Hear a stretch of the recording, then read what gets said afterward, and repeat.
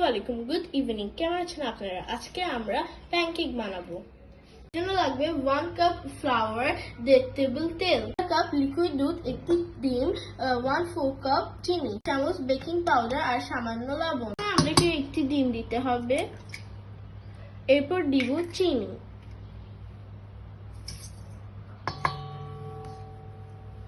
এরপর দিব তেল, 1 চিমটি লবণ, এরপর দিব 1 চামচ ভ্যানিলা এসেন্স। এরপর ভালো করে নাড়াতে হবে। 1 কাপ দুধ, 1 চামচ বেকিং পাউডার আর ময়দা।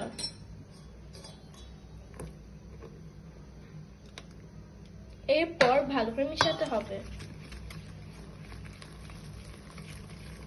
ব্যাটারটা স্মুথ হবে ততক্ষণ নাড়াতে হবে। ব্যাটারটা কত স্মুথ হয়েছে,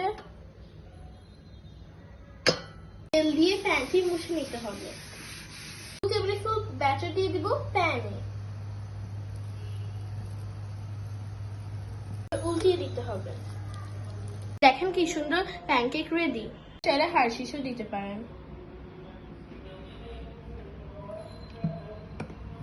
মধুও দিতে পারেন।